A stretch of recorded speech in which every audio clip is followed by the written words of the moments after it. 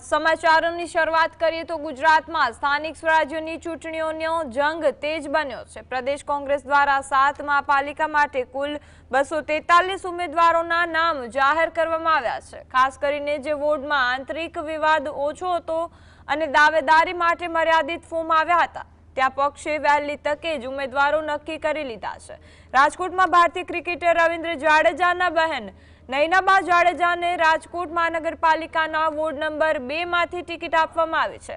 અમદાવાદ, રાજકોટ, સુરત, વડોદરા, જામનગર, ભાવનગર અને મોરબી જેવી મહાનગરપાલિકાઓ માટે પેનલ અને ઉમેદવારો જાહેર કરાયા છે। અમદાવાદ મહાનગરપાલિકામાં ગોતા, ચાંદલોડિયા, નવરંગપુરા અને વેજલપુર જેવા મહત્વના વોર્ડમાં ઉમેદવારો જાહેર કરી દેવામાં આવ્યા છે।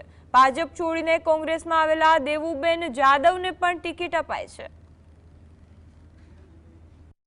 ભાવનગર, સુરત, વડોદરા, મોરબી, રાજકોટ અને અમદાવાદના વિવિધ વોર્ડના ઉમેદવારો અને જ્યાં અમુક વોર્ડની અંદર 1 કે 2 અમે રણનીતિના ભાગરૂપે જાહેર કર્યા છે, અમુક વોર્ડની અંદર અમે 4 ઉમેદવાર જાહેર કર્યા છે, અમુક વોર્ડની અંદર 3 ઉમેદવાર જાહેર કર્યા છે।